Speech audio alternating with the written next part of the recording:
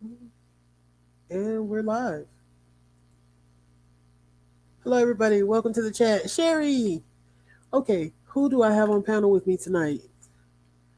Let me move this so I can see. I have Sleuth Mom. Okay, who do I have on panel with me tonight? Hi, Okay, Savage. so I can Savage. see. I have. There we go. Okay, I had an echo. Sleuth Mom, Burden of Truth, Burden of Proof, Local Mike, and PJ. Hey. Hey, hey, hey. Hello. And tonight we are talking about internet safety and the dangers of social media challenges.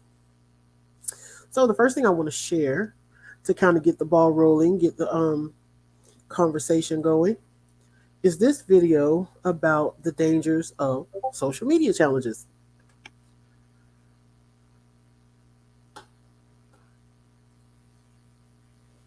Well, we've all seen them. The silly social media challenges that quickly go viral. Maybe they even make us laugh, but they can also put people in the hospital.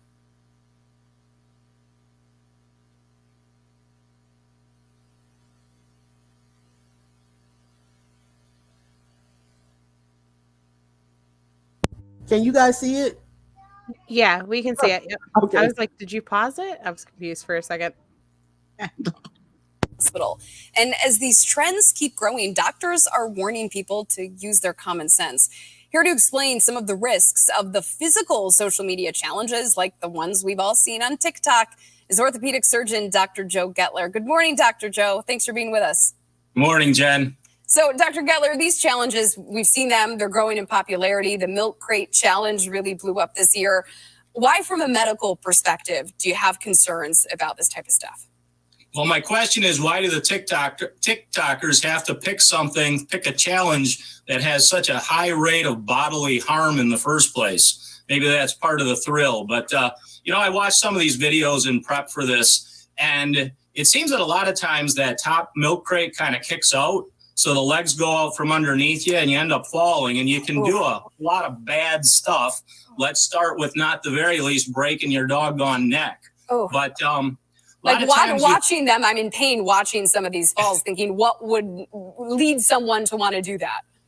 It's obviously the challenge and the thrill, like a lot of these other things. But they end up falling kind of parallel to the ground a lot of the time, and they break a wrist, they break a forearm, they dislocate an elbow, concussions, obviously. And one of the things that I also see is when they fall, they'll often fall like on their back, like right on top of one of the milk crates. So we're seeing low back injuries too. And these, a lot of the videos that we're seeing here on TikTok, these are younger people, young adults doing these, maybe some older teenagers. What kind of upticks are you seeing, whether in ER visits or urgent care visits locally, related to this trend? Definitely seeing some upticks. It's hard to tell right now overall, because there's such a hot injury rate with the fall sports season. But there are definitely these injuries happen, not just with the milk crate challenge, but with other skateboarding challenges and some of the things going on TikTok. So you talked about concussions, you talked about broken bones. Those are all bad things. What are some of the other long-term injuries that people can sustain from falls like the ones we're seeing right now, aside from just a broken bone? Well, just think about a bad concussion per se, or an intracranial bleed where you fall and you bleed into your head, and then you have long-term neurologic issues. And, if you break your neck and you're paralyzed, or if you have a nasty fracture, I mean, we can put a lot of things back together pretty darn good, but we can't put you back together as good as God did. So, there's a lot of risk here. And I don't think the reward for a little fame for the moment on TikTok is worth it. Right. You know what I mean? Hurting yourself to get some extra followers. You'd hope that people would know not to do that. But, speaking of, hospital beds, ER visits with the pandemic, hospitals, they're already stretched to capacity right now. So would surgeries for injuries like these be considered elective? And can you talk about the impact that this places on medical resources right now that are already kind of stretched thin due to COVID? Yeah, they're definitely, broken bone poking through your arm isn't really elective. So these would be surgeries that would fly and we'd need to do pretty much right away. But, the hospital systems are a bit stressed. And that's why you see more of the urgent cares and things popping up. For instance, we have an urgent care staffed by an orthopedic surgeon, so you don't have to go wait 7 hours in the ER, and it's a little more convenient. So that's one of the reasons more of these urgent cares are popping up. And before we let you go, Dr. Joe, Urgent Ortho, can you tell us where our viewers can get more information in the event they do get hurt? We hope they don't try this stuff, but if they need urgent care, where can they go to get some help? We got a couple things. 1-833-MOS-DOCS. That's easy to remember, DOCS, and miorthosurgeons.com. And even in our offices on any given day, we have spots reserved for acute injuries. Okay, so he's advertising now. But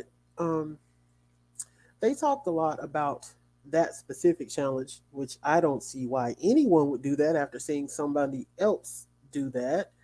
But what are some other challenges that you guys can think of that are just as dangerous as this idiocy? The cinnamon challenge was one of them that I remember people doing.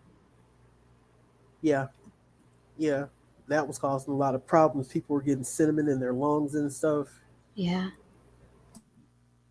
I remember one with COVID.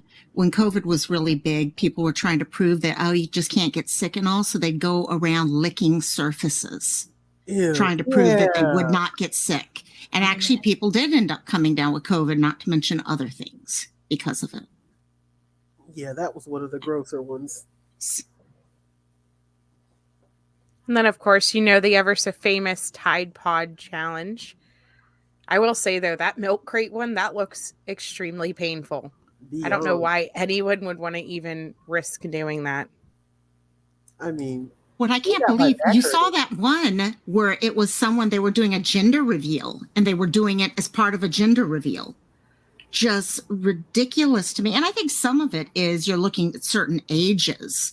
Okay, when you're at certain age time frames in our life, we think that nothing can hurt us. Okay, we're going to live forever and stuff like that. We don't even think about the fact that these could have repercussions for a long, long time.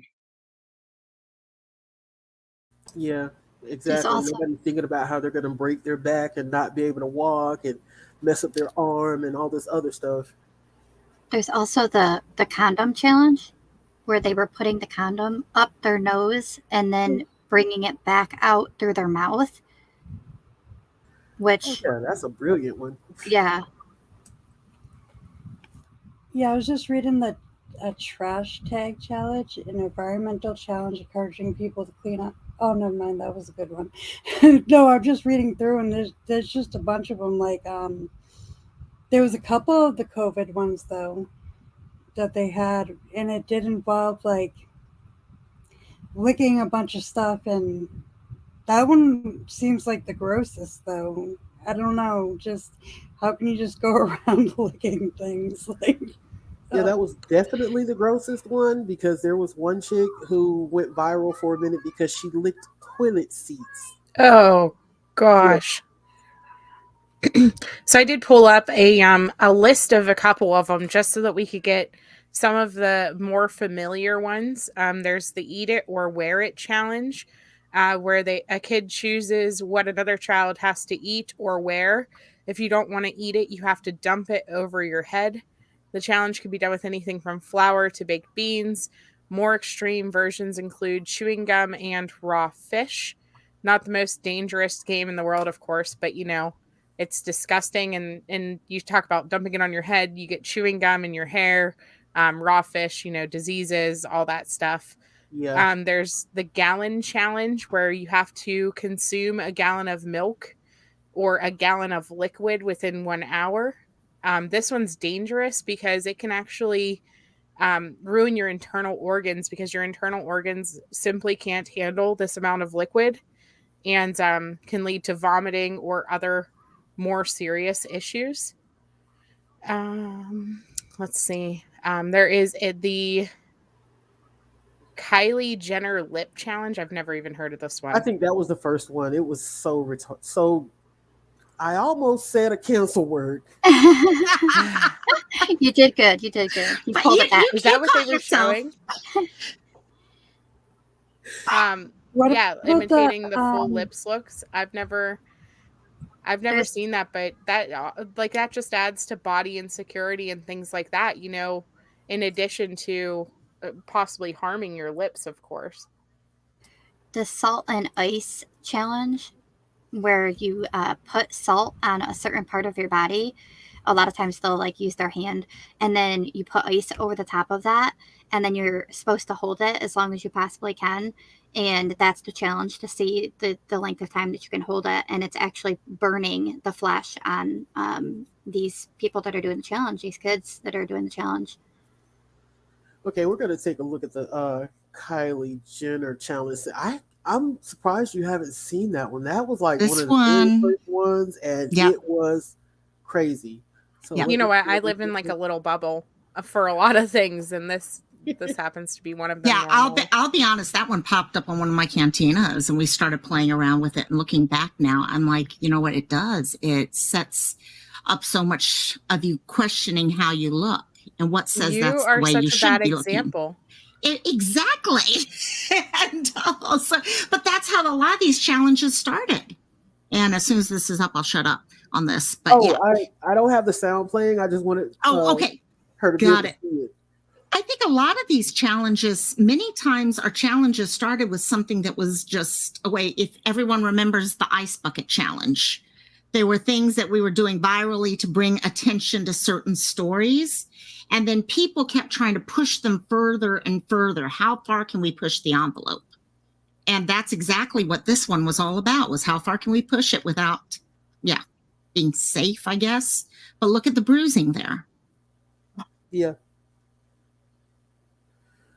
That looks so painful. It is. Oh, There were wow. people posting videos in tears. There were girls having to go to the emergency room. And I mean, that was just one of the craziest things. They stick their lips into like a cup or a bottle or something and keep sucking all the air out of it to make their lips swell to be full like Kylie Jenner's. Yeah, I know the version that we were doing was more tape based when people were trying to tape their. Okay.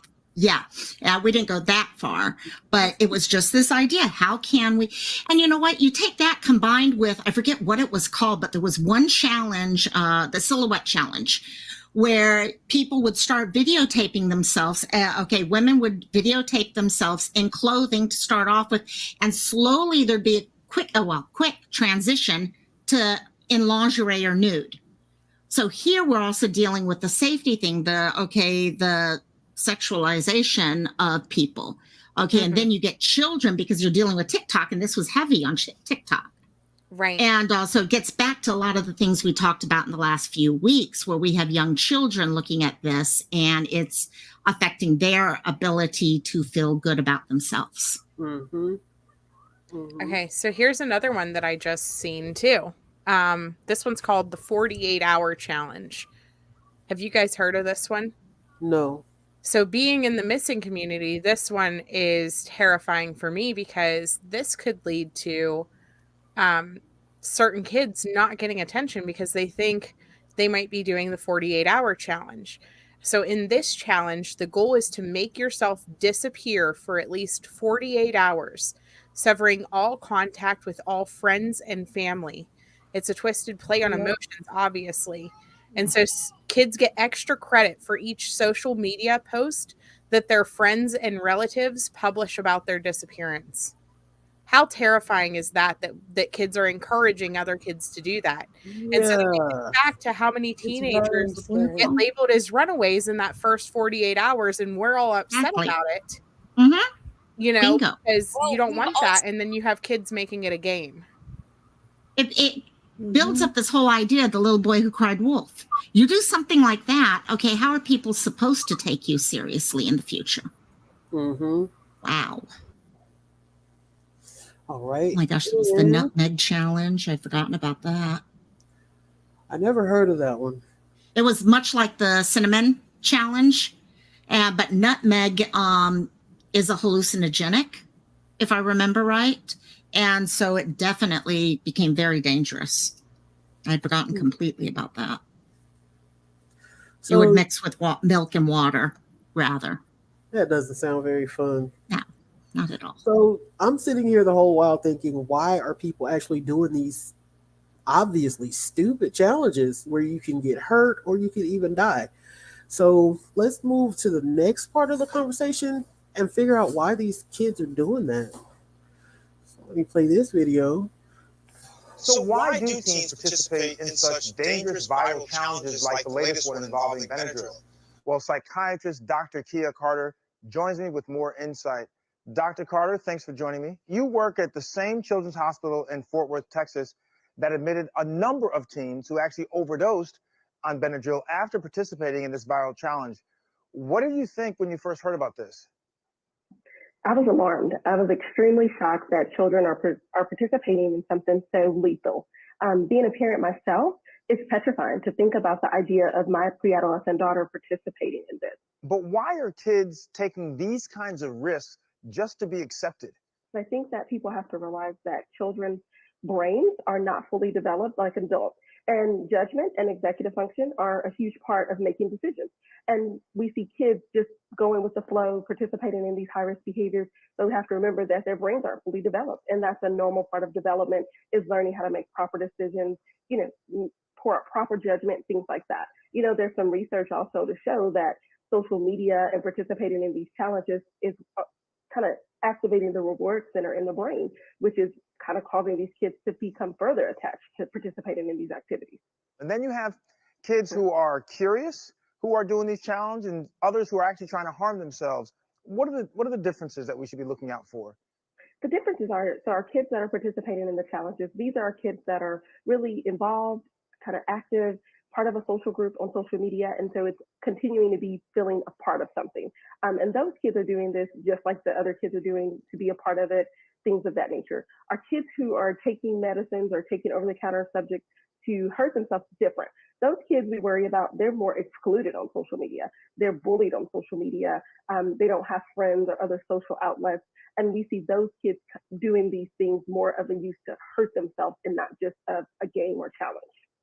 Okay, so for our parents out there who seen this story, they've seen, the negative consequences, the deaths, or the great illness or morbidity that comes from these challenges, what's your takeaway for parents? Be aware. Again, be aware of what's happening on social media. Know what your children are doing on social media. Participate and just ask questions. You want to teach your child maybe making proper decisions just because what's best for them, not because of what everybody else is doing. Absolutely. Well, Dr. Carter, thanks for joining us. Great information, great advice, and thanks for helping to keep our kids safe. Yes, thank you for having me. All right. We reached out to the maker of Benadryl, the company Johnson & Johnson. They had this to say about the social media challenge. The health and safety of people who use our products is our top priority.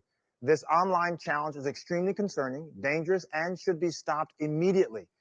Benadryl, diphenhydramine, should only be used as directed by the label. Of course, you can read the full statement on our website, thedoctorstv.com. So, I kind of feel like kids are doing it for attention, and not the right kind of attention, of course, but maybe they're lacking something. Maybe they're lacking that positive attention and input in their lives somewhere else. Are you thinking like attention from their peers, attention from their parents, or just attention in general? Just attention in general, because when a kid doesn't get, I'll put it like this. I have a nephew who was not very well taken care of, and he would do things. He would go in stores and steal. And he didn't have to do these things. He would go in stores and steal. He would stand outside and panhandle for money. And he was only like 7, 8 years old at the time. But he wasn't getting the attention that he needed at home, either positive or negative. It was like he didn't exist.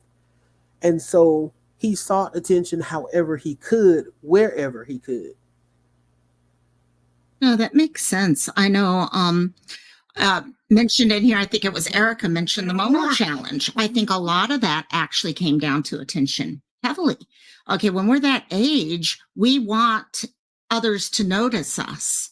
Okay, we want to be part of the group. Okay, that's what peer pressure is all about. And all of a sudden, for example, the Momo challenge, you had people doing dangerous things because they would say that this, character Momo had contacted them and told them, hey, do this. Okay, so it was a way for them to all of a sudden become the focus of attention. And negative or positive attention is still attention for a lot of people. So true. I'm going to read the description of the Momo challenge. I looked it up since she mentioned it. And another one that's even more disturbing called the Blue Whale Challenge. So the Momo Challenge says, speaking of copycat, the Momo Challenge came after the Blue Whale Challenge. Similarly, this disturbing trend is believed to have started on Facebook and spread around via WhatsApp. In this sick game, players are urged by a creepy character whose avatar depicts a haunting image of a woman with long hair and bulging eyes to complete certain challenges and commit suicide in the end. 2 teenagers in South America died by suicide and were found to have messages related to the game on their phones.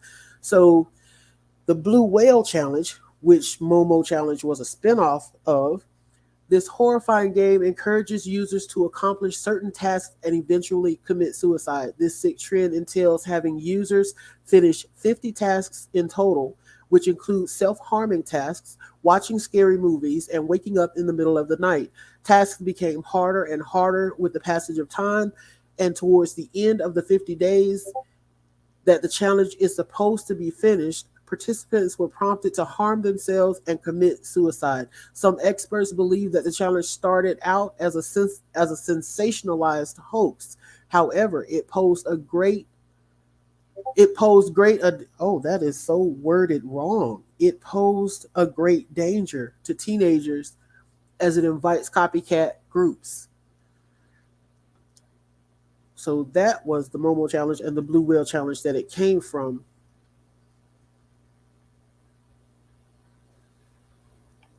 Just amazes me when you sit there and you think about what is happening. And people, I guarantee you, none of these kids are thinking that they're going to die or something like, okay, there's a reason why they're doing these things.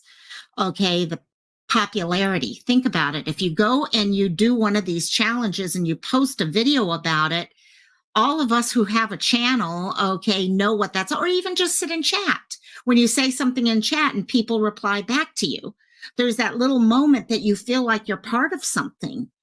And I'm sure that's going through many of their heads is that, I'll hurt for a few minutes. Okay, if I have to self-harm or whatever it is they're doing as part of that challenge. But, look at what's going to happen afterwards. Okay, maybe someone I've been hoping would pay attention to me is now paying attention to me. It's not a challenge or anything, but if you guys remember Slender Man. Okay, Slender Man actually led to 2 girls trying to kill one of their friends. And it came into this whole idea of fantasy and stuff. So I know it's not related to this, but at the same point, it is getting into this whole social media side of things. Yeah, I think a lot of teens do it because they feel like if they don't fit in, or somebody because bullying is just way too common nowadays as well. So they feel like if they don't do it, they're going to get made fun of or something. Because I know there was one that people had mentioned, the Blackout Challenge. I do remember that my kids did mention that before TikTok and stuff like that. And I had a whole 2 or 3 hour talk with them, and I showed them information, everything. I was like, do not do it. And I think there was a Lifetime movie on it too, and we went through that a little bit as well, because I was like, what do I show these kids, because I wasn't into YouTube at the time. So I was like, oh my god, I was so scared when they told me about that stuff, because it's scary.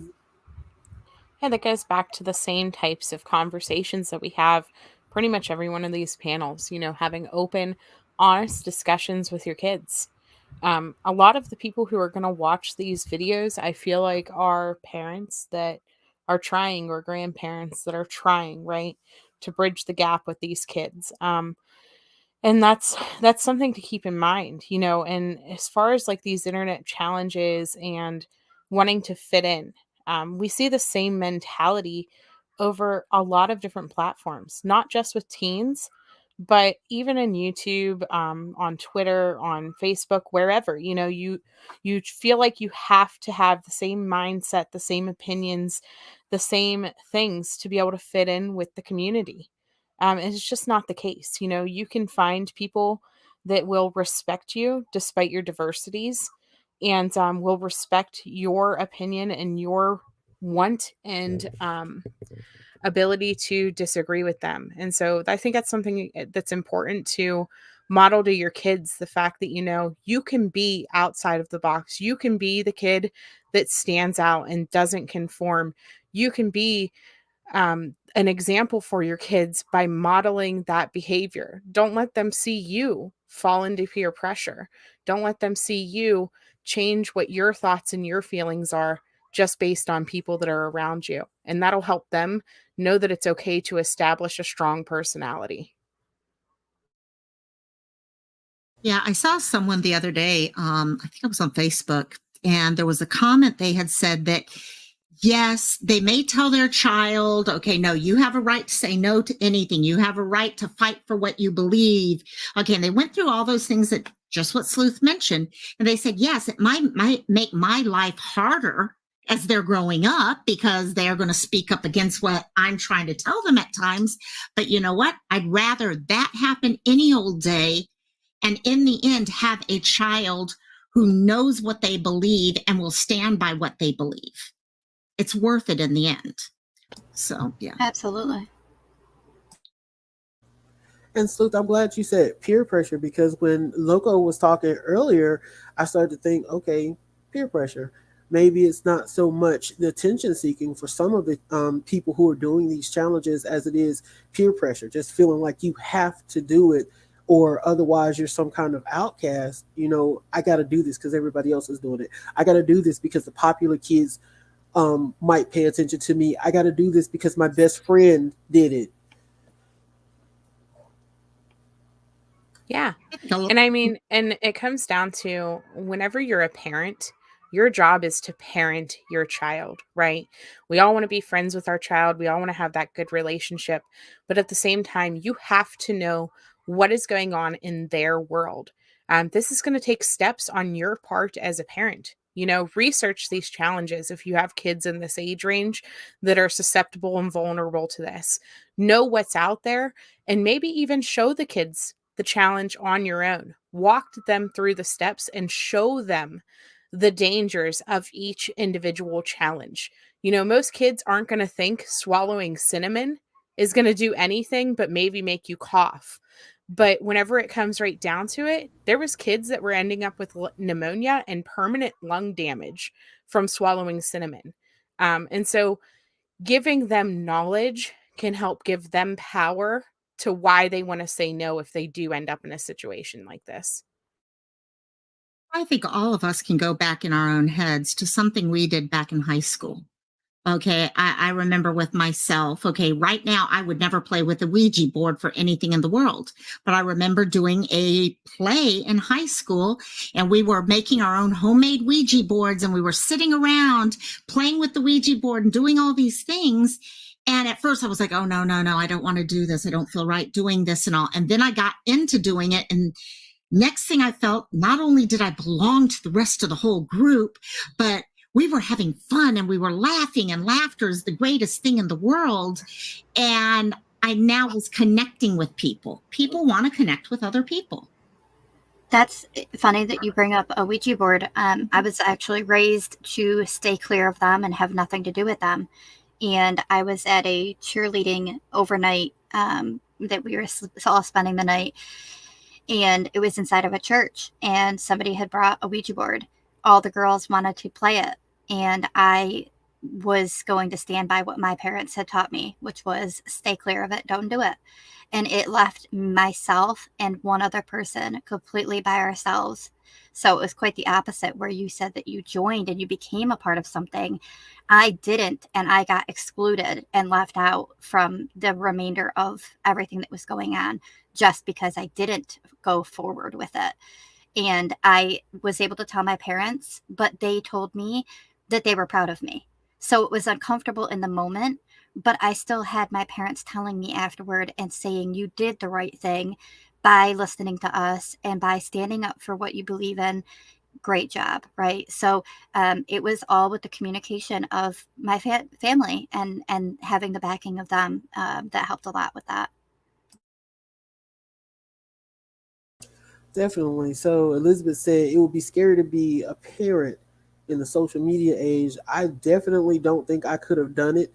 I mean, I had enough on my hands trying to raise my kids with them just liking to go outside and play and climb trees and get on top of the house and all this other stuff. I can't imagine if on top of all the natural kid stuff and the possibly broken bones and things they could have encountered, I would also have to deal with the things that are on social media now and the added dangers of that and everything else, predators and all this other stuff.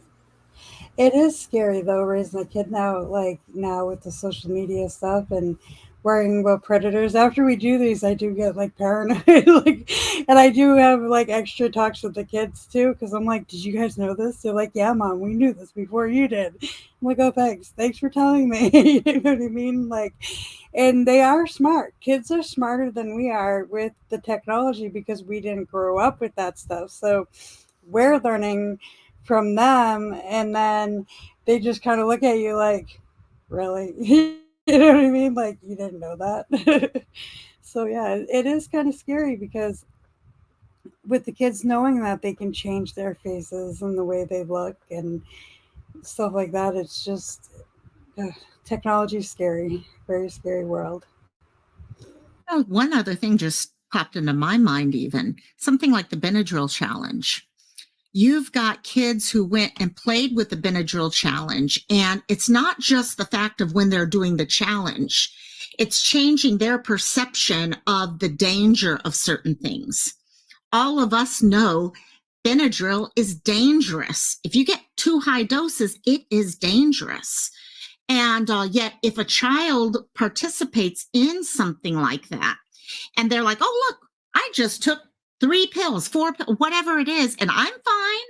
Then in their mind in the future, when they actually have to take something, they might find themselves doing something that's actually dangerous by taking too much because they thought it was okay. So just a different thought that just popped into my head on that. That's a very good thought. Now, we've kind of talked about how the challenges can be dangerous to the people who are actually participating in the challenges. But some of these challenges actually put other people in danger who don't have a clue what the challenge is, such as the knockout challenge and some other things. The Orbeez challenge. Let me share this with you real quick, because I had actually never heard of the Orbeez challenge until today when I started looking stuff up. I had heard of the knockout challenge and some of the other ones, but this one is actually kind of disturbing. Tonight, they say another violent TikTok challenge is putting innocent bystanders in danger. Yeah, this one has teens shooting people with water pellets, and while it may sound pretty harmless, Tatiana Cash takes a look at why this is called a dangerous new trend. Tatiana? That's right, Melissa, Jeff. It's called the Orbeez challenge. People use an airsoft gun and Orbeez, which are water-soaked pellets, and they're firing them out of cars randomly. TikTok has brought people from across the world together to talk fashion, food, music, you name it. But those 60-second clips can also be dangerous. And I always tell parents, you should really try to monitor your children's activities on social media platforms. Be alert and attentive to what your children are doing. That's Owens Community College Criminal Justice Chair, Mark King. He says he's heard of one of the new violent trends called the Orbeez challenge. Teens are filming themselves shooting Orbeez or water pellets from airsoft guns at people from moving cars. And I have seen some of those. And again, you may think, oh, it's not a big deal. Well, you might not be if you're doing it to friends or acquaintances, but if you're doing that to a stranger, they may not appreciate that. There have been reports in Dearborn, Michigan, Arizona, and in Florida where teens have been arrested for the challenge, and the number of these incidents is growing. So kids, beware. Area officers are cracking down by arresting teens and bringing down charges like battery or assault. And what's worse, in some incidents, the airsoft guns have actually been spray painted to look like real guns, only heightening situations, making things potentially more dangerous. And King says, if you shoot at the wrong person, they may not wait for the cops. I've seen people assaulted for doing things like that. Not a good idea. But again, you need to think a step ahead, and children are always good to think of steps ahead. Like, if I do this, what's going to happen? And we did reach out to the Toledo Police Department, and they said that they haven't had any issues with anyone participating in the Orbeez Challenge. But again, it is dangerous and it's not encouraged for you to participate in. Here in studio, Tatiana Cash, WTOL 11. So when I was reading about that particular challenge, it actually gets even a little more dangerous, because in some cases, these kids are freezing the Orbeez. So it's not just this soft water pellet anymore. It's actually a hard projectile. And I'd imagine you could break someone's windshield. You could put out an eye. You could seriously injure someone with that. Yeah, I actually didn't know about it until one of the videos I was doing. There was a clip and a segment about it, and I had no idea what was happening. And I was asking, what is the Orbeez, or what is that? And they said it was like a paintball type of thing. And they were shooting them at random people that had no idea what was going on. They were just at their own house and were outside of their vehicle getting shot at. And yeah, so that was my first time hearing about it. It's amazing how much we are starting to forget how important other people are. Okay. It used to be you had respect for other people, their health, how they felt, emotions, whatever. And these challenges, especially a challenge like that, is basically saying other people don't matter. All that matters is myself. Yeah.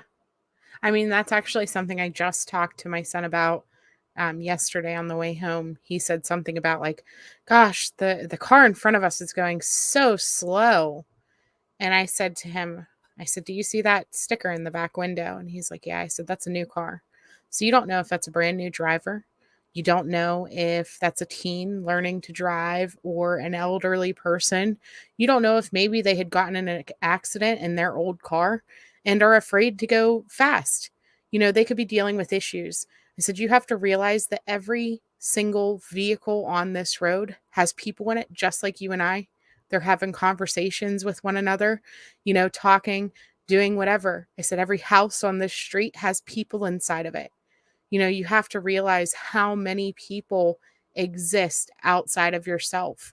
And he just kind of looked at me and he's like, you know, I never really thought about the fact that there's people out there that are thinking stuff right now, just like I am. He's like, what if we're thinking the same thing? And I was like, well, you're probably not if you're not doing the same thing. But, you know, just that reality had never set into his mind that just because he's not currently interacting with people doesn't mean that they don't exist, right? Because they're not right in front of him. They're not somebody he's actually related to or thinking about. And so, I mean, he's 11. He never had that perception of this reality outside of his own. I think at that age, I've mentioned this a couple times on other lives, that I remember as a child, life seemed to be like I was the only actual real person in life. And everything, I used to laugh about it, but it was like everyone else was a TV character or something, because I could not read what was going on in their mind. And if I couldn't feel their emotions or stuff like that, then they're just there, just like on TV. And as I've gotten older, I've realized that other people have their own emotions. Other people feel certain ways. Sometimes they agree with me, sometimes they don't, things like that. And my reactions to them actually do make a difference. But I think that's something a lot of us do. When we're children, when we're 3 years old, our life really is just this little circle around our body, maybe a 5-foot circle around our body. And then as we get older, we start to learn how to deal with other people. Mm-hmm. Yeah, Yeah, that's everybody something. is just background characters in your story, right? But the thing is, you're just a background character in somebody else's story. You don't realize No. that. And so it's important to constantly realize that, you know, whatever emotions you're feeling, whatever you're going through, there's a 100% potential that the person that you're getting frustrated with because they're putting their cash in their wallet too slow at the checkout register, or they're, you know, blocking the aisle or whatever. Who knows what they're going through? Who knows how much stress is currently in their life or what could have happened on their day to day? You know, you drive past a funeral home that has a full parking lot. There is a whole family grieving right there, the loss of a loved one. And you may not ever know who any of those people are, but there's all these emotions and things that are happening around us every day that nobody takes into consideration. Yeah, that's why they're teaching younger kids actually emotions more and more. They actually have speech therapists at schools doing it now, because children don't learn it at home. So they have like, I think it's like non-expressive speech disorders now because they can't express the way they're feeling and stuff like that, and they get mad too easily at others. So they're trying to, like, they have charts now that they learn at an earlier age, like 2, 3, 4, that they have to point out how they're feeling and stuff. They were showing us in class one day what they do now because people don't express, like, this is happy, this is sad, this is mad, you know what I mean? Like, and how you should express how you're mad instead of getting really mad and flipping out, or you know what I mean? Like, to express things the right way. I think another thing that we have to realize too is we're dealing with a population of kids that have been learning emotions and stuff like that, but seeing mask, right? We have constant face masks, constant face coverings.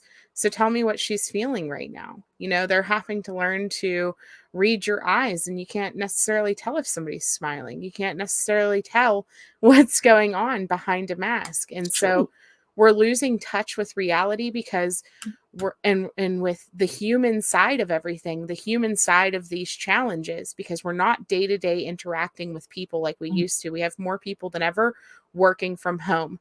We have more people than ever homeschooling. We have more people than ever that just keep completely to themselves. And even my avatar, I mean, how much do you connect to a picture instead of a face, instead of a live person? And so that's all stuff that comes into play with this. We have a very digital social media world, but unfortunately it's losing touch with the human side of everything.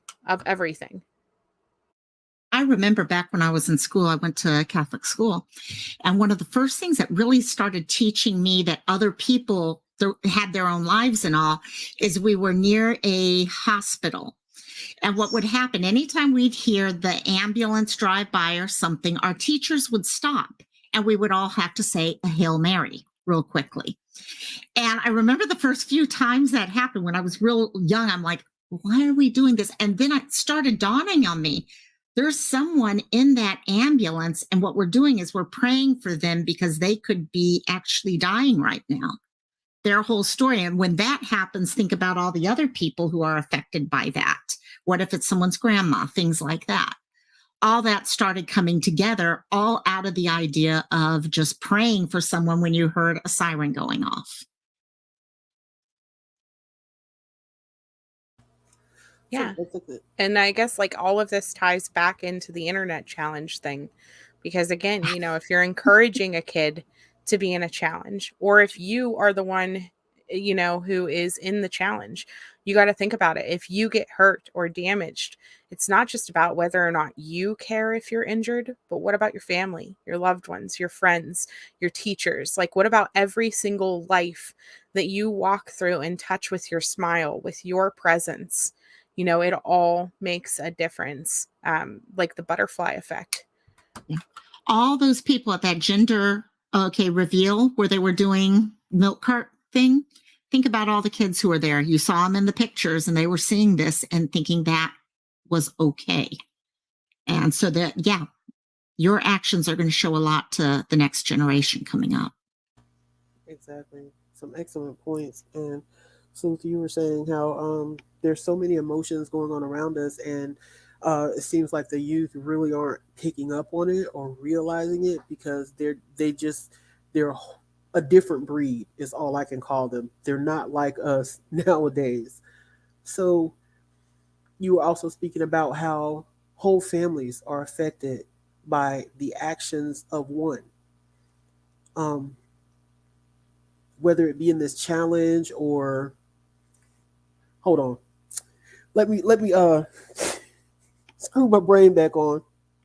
Whether it be the individual participating in the challenge or someone who's hurt because someone decided to do some ridiculous challenge.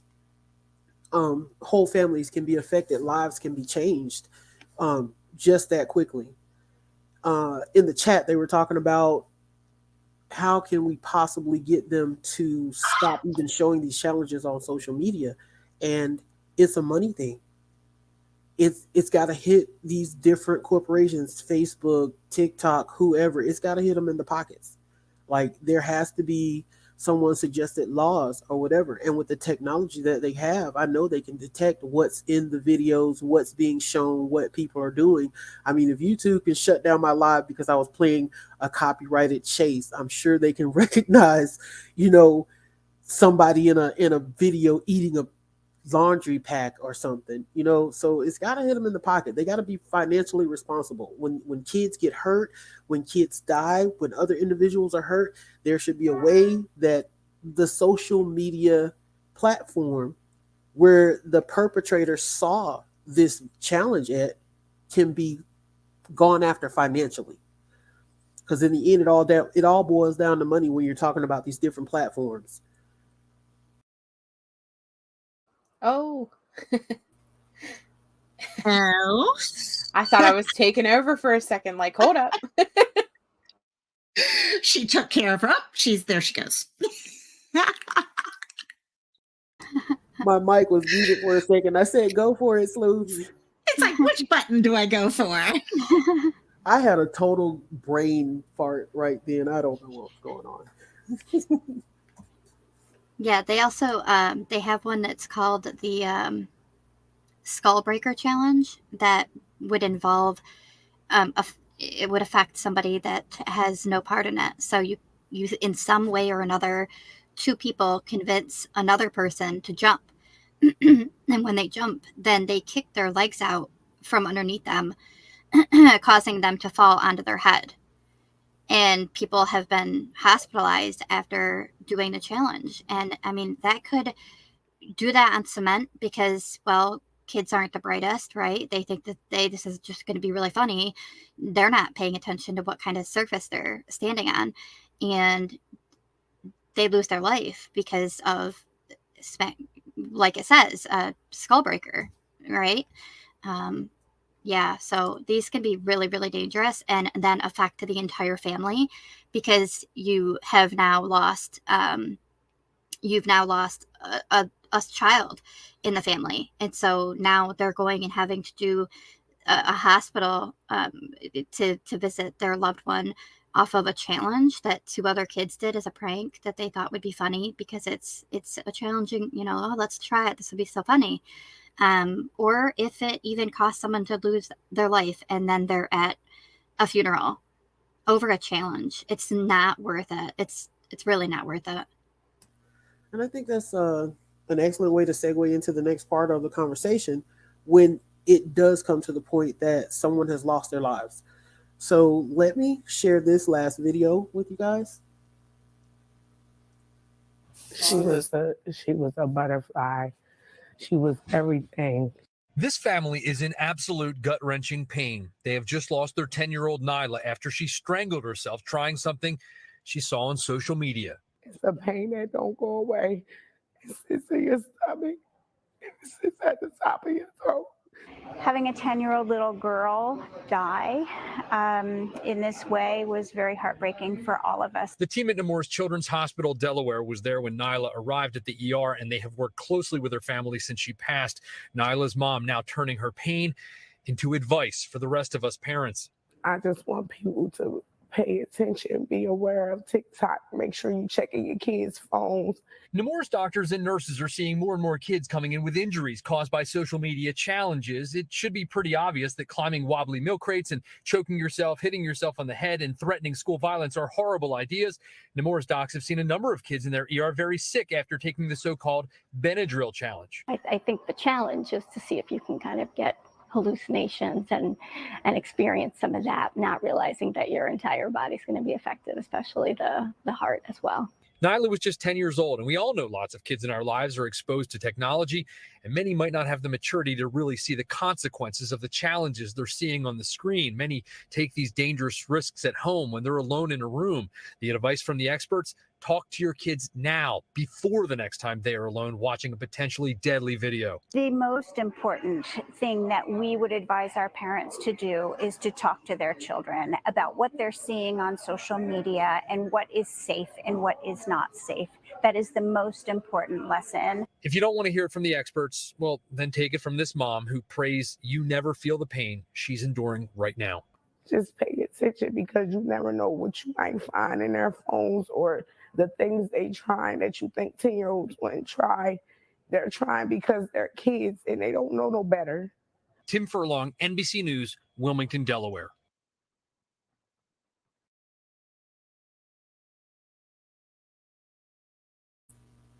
So there we see an example of how these challenges really can get completely out of hand.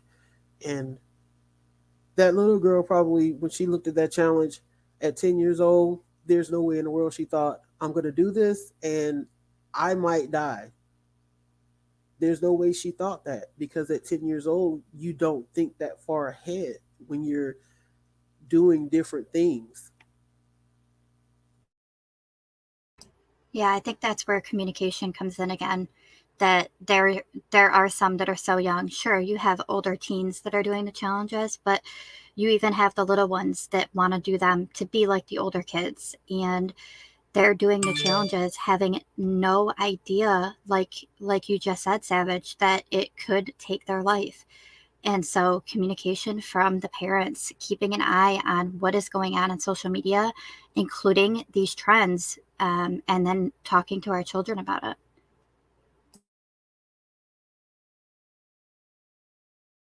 All this talk that we keep having about internet safety, this one falls in it also.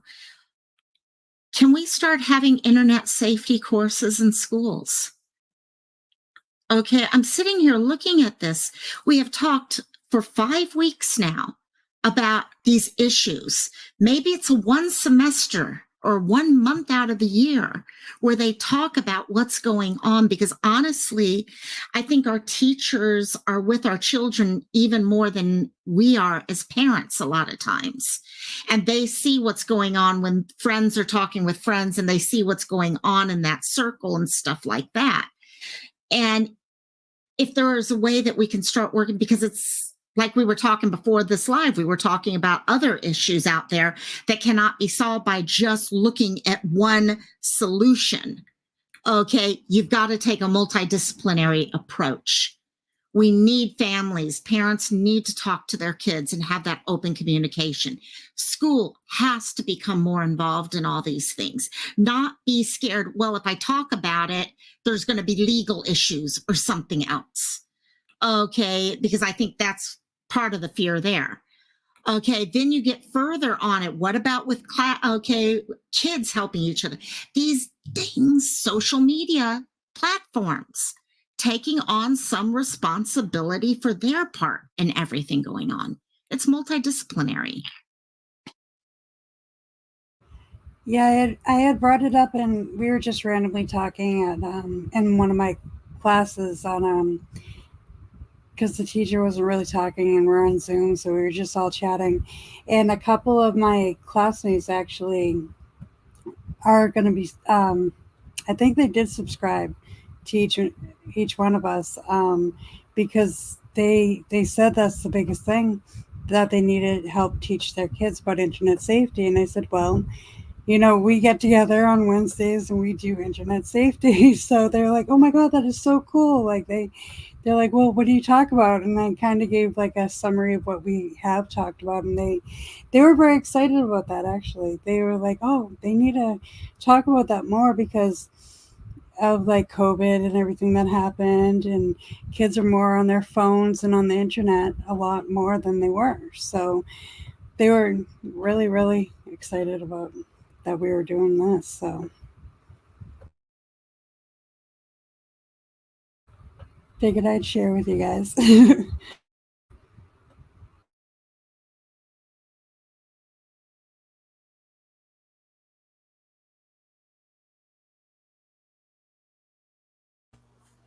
Yeah, I think right now a lot of this is we do have a lot of power. We can do the communication and all, but we do need to, places like TikTok, okay, and things do need to take this seriously. We as consumers have some power, okay? They use this every time someone gets upset at someone else. It's like, okay, I hate cancel culture and stuff like that. But you know what? If we're ever going to deal with something that deals for the right reason, it's stuff like this. Okay, they can put, computers have enough ability nowadays for things to be able to be reported and followed up on immediately. If a child sees something like this, it should be being able to be reported and within an hour pulled down. That's the sad part about it. You can report stuff to TikTok, Instagram, Twitter, stuff like that, and they take days to respond. And a lot of times they still leave the stuff up because it doesn't violate their community standards. And it just makes you scratch your head and wonder, like, how can that possibly not violate community standards? Whenever we first got in here, there was actually a shooting that Burden was telling us about. And I believe, didn't they Facebook Live it? And they were able to put that out there.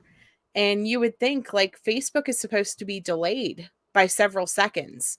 And so they should have been able to shut that down. They made it that way on purpose so that they would shut stuff like that down so that it wasn't getting streamed to platforms. And yet here we are, the New York subway shooter, was able to stream. The Tops New York, the grocery store shooter, he was able to stream. And now this guy today, whoever it was, wherever it was, I can't remember where she said, was able to stream. Go ahead, Burden. Yeah, it was in Memphis. Memphis is getting hit with another one. They've got it really rough out that way. But yeah, it was in Memphis. And he was 19 years old, and he was just captured. So he has now been captured, but he was doing shootings across the city, multiple shootings across the city, shooting people. Yeah, and you wonder how many times those are actually people saying, go and do this, because we do know that happens also. It becomes a peer pressure type thing. And I just can't help but think about, it's money. It's ad revenue. It's things like that in the end. Why take something down that's going to get hundreds of thousands of views? Yeah. Yes. I mean, it's so true. Unfortunately, you can try to put a complaint or a flag against a larger creator here on YouTube, and because they're larger, because they have a massive platform and they bring in all of what YouTube is looking for, why would they discipline them? They're not going to. But if it's a small channel, one complaint, you could have your channel, you could have a strike and have your channel down before you know it. So you're absolutely right. You're absolutely right about that. Yeah, it's the truth. I mean, and Sleuth was talking about the community guidelines and how is it possible that certain things don't violate the community guidelines. And it's crazy because when you think about it, just right here on YouTube, you can lose your whole channel for playing copyrighted music one too many times. But then a video of someone being shot in the head can stay up forever. So what are the community guidelines exactly? I mean, like, what are they based on? It doesn't make a whole lot of sense. I have literally on Facebook, for example, reported posts of people saying that they are going to harm people physically, threats against people, and things like that. I have reported, harassing type posts that have violent natures behind them. I don't want to say all the words because I don't want to get your video in trouble, because this will be the one that they strike. But so I've reported stuff like that and then gotten messages back saying that stuff doesn't violate standards. And then I literally watched somebody get put on mute for almost a week because they said they were going to kick their sibling. And it just mind blows you, because it's like, that's what was against your community standards, not the people saying that they're going to chop off heads or whatever, you know what I mean? Like, not that stuff, but saying that I'm going to kick my brother in the shoe, like, that's what violated your standard. Yeah, exactly. So we've already kind of talked about like what parents can do, to help their kids or to try to prevent some of this stuff, try to prevent them from getting involved in these challenges to begin with. I want to ask, do any of you have any personal experience with kids in doing these challenges? And also, is there any particular challenge that just really kind of just got under your skin? I'm going to start. I have never, not since I was a teenager anyways, I've never seen anybody do the challenges. Now, whenever I was a teen, the erasing your skin one with the erasers, that was a big one back then. And a lot of kids were getting, actual physical damage done to their arms and infections, stuff like that. But I want to say, out of everything that we covered today, that 48-hour challenge has me so frustrated that that's even a thing. Like, the fact that kids would willingly put their families, their friends, and things like that through a situation like that, whenever we have actual kids getting abducted, getting murdered, we've got teens and adults and babies, like, we've got all the people going missing every day that we are constantly fighting for coverage and constantly trying to fight for police reacting a lot quicker than what they do, because I'm sorry, 48 hours is too long whenever you have an actual abduction situation. You can't help a kid whenever it's that far gone. I'm sorry, there's no chance to save them. So police dealing with stuff like this 48-hour game, it infuriates me, because maybe that's why they're so callous and saying stuff like, kids come back in the first 2 days, don't worry about it. Because obviously they would probably know about this challenge if that's a thing. I can't, I don't know. I can't even put into words all of the feelings that I have about that, because it's just so infuriating. We can hear it in your voice. Yeah, I agree. That one, that is really upsetting. Doing what we do and having that out there is upsetting. And there was somebody on TikTok that actually had disappeared for a period of time, and everybody went crazy. She was a missing person. Everybody was looking for her. I went to cover her case and found out on it that she was fine and okay. And I don't think it had technically anything to do with the challenge, but people were wondering and questioning, is this a challenge that she just did? Why is she now saying that she's fine and wants to be left alone after going silent that entire time and leaving the parents and family under the impression that something bad had happened to her?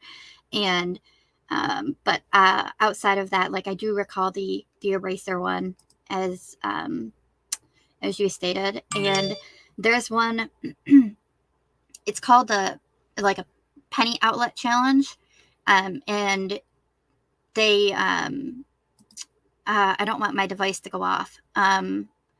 The woman that starts with an A that you can call by name on your device. Alexa. Yes, thank you. I don't want to say it and have mine possibly go off and then say my name out loud or something. I don't know. But that actually had given a command to a 10-year-old to go ahead and do this challenge. And it's where you plug in a charger partway into an outlet, and then get a penny and stick it between the prongs, and sparks start flying out of it, and it actually causes fires to happen. And this can cause death, possibly of a whole family, and them to lose their home. And so things like that are will affect in a magnitude that would hurt the child or take their life, including the rest of their family, and financially their home, having to rebuild. Where would they live? What about pets? So that one, I thought, it seems so not a big deal. A couple of sparks could really become an extremely big deal. Yeah, I had read about that challenge and I was like, are you kidding me? Are people really doing this? But then seeing all the pictures of the destroyed chargers and wall sockets and what have you, I was like, okay, yeah, people are really doing this. I mean, some things you just really got to have some common sense, but I guess common sense ain't so common anymore. Right, exactly. That is the truth. You ask, have any of us participated? Yeah, I got to be honest. Okay, I remember as an adult in my 40s, okay, with a bunch of my friends who were nurses playing around with the cinnamon challenge. Okay, we should have known better, did we? It's ridiculous, the thing we all start doing just because others are doing it. You want to see what happens and all these other things. It's ridiculous. Okay, and looking back, I'm embarrassed to say that. Okay, but I got to be honest at the same time. As for I actually do know of a case where one of the children in one of the facilities I worked at one time had ended up having air cut off long enough to end up in a facility and will be for the rest of their life. And it was due to challenges like this. So yeah, I have seen things like that happen. And it doesn't take much at all. I can't say that I've personally had any experience with kids doing these challenges, thank God. Because if it were one of my nieces, nephews, grandkids, if the challenge then killed them, I'm not gonna finish that sentence because they're gonna take my video down. But you know what I'm thinking.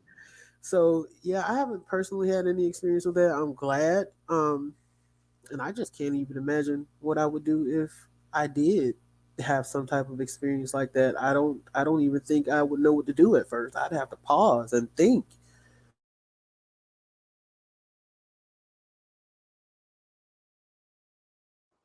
PJ, what about you? I was thinking about it, but I haven't experienced. I've heard of people and watched movies of people that have experienced it, but I've never experienced it personally. Just heard a bunch of stories. And my kids coming home and be like, Mom, this challenge is that. Why would they do that? So I know my kids won't do it. But I feel bad for the parents, like the stories that I hear. Like mostly the first one was the Tide Pod one that I heard. That was the one with that. I just didn't know why anybody would. I thought it was a joke at first, like because people were making memes and everything about it, like it was a joke. But I guess it was real. I ended up finding out, and I was like, "Well, okay." So I never got into it after that, but no. I think I'm gonna have to agree with you. For me, it's gonna be the Tide Pod challenge because, I mean, come on, man. Some things are just common sense. You don't eat soap.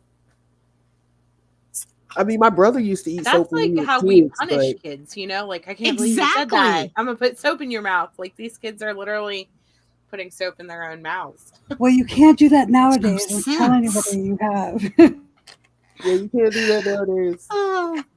Yeah. But I do remember the soap in the mouth. Yeah. Oh, yeah. My grandma used to get me with that all the time. Yeah, mine was with swear words, and I'd get the soap scraped across the bottom of my teeth. Mm-hmm. Ooh, They would make sure they would make sure that it got left in there, so it wasn't just a little bit for you. They would scrape the bar on the bottom of the teeth, and so there would be some lasting inside there. Yeah. No. Yeah, so my grandma would make us hold it in our mouth like a bar of soap. We would have to hold it there for like however long, and if it was a repeat offense, the longer you held it there. So eventually your tongue is gonna touch it. Yes, You exactly. fight it off Exactly. as long as you can, but My Now they parents just never made it to volunteer. that point. Okay, so I think we had a really good panel tonight. A lot of good discussion, a lot of good ideas and thoughts. Yes. And I've really enjoyed having you guys here. I'm so glad I could get the chance to host and I wasn't asleep. Yay! Thank you for having us. Thank you all Yes, for coming. girl. I want to say welcome to the channel to Alacastra, who just subscribed. I hope you'll stick around. I hope you enjoy the content. And please, please, let's all remember that if we have younger kids in our families, especially the ones that we know love to be online all the time, have that conversation with them. You know, I mean, not necessarily, oh, come sit down, I need to talk to you, but have that conversation whenever it's casually comfortable to slip it in there, you know, make them aware of it. And also, if you have you have younger kids, if you're raising kids right now, or you've got nieces and nephews, keep yourself abreast of what's going on social media, what's trending, what are these kids into nowadays, because an ounce of prevention is worth a pound of cure. So, you guys have anything else you want to say? no, just thank you so much, guys. I think we're probably going to be on my channel this next week. So I look forward to seeing everyone over there. Kind of back to the beginning of the rotation. And next week, if you guys want to send me an email, or any of these fine ladies on panel, if you're more comfortable talking to Savage, Burden, PJ, or Locomai, feel free to send them an email or myself with what your story is. You know, if you want to come up on panel and kind of give your input of what we've talked about over the last 5 weeks, we would love to hear from you guys next week. We are pre-vetting people before we bring you up because we want to kind of try to limit the stories. You guys see, we're trying to keep it to about an hour, hour and a half. So we don't want to have, you know, somebody come up and be on panel for, 15, 20, 30 minutes. We do want to kind of be able to rotate it around so that everybody gets a chance to tell their story. Or if you guys have questions for us, that's kind of what next week is going to be about, your stories and your questions. So I really look forward to hearing from everyone. And, after this, I don't know if after next week, if we're going to continue with internet safety still, or if we might move on to another topic. It just depends on, what we need to do. If we need to do a second week of panels, obviously we will. So thank you so much, Savage, for hosting us tonight. Thank you, Bautissimo, for giving me my dime twice. I'm sorry that I failed the first one. Stop messing You with gotta Bautissimo. love Bautissimo. So everybody in the chat, if you haven't already, please like, share, and subscribe to my co-hosts' channels tonight. I will also add their links to the description because PJ has a very long name, and if you try to search it, you'll probably fall asleep while you. I'm just messing with you, PJ. At least you're guaranteed by the time you get her whole name in there, you're guaranteed to find her at least. Right.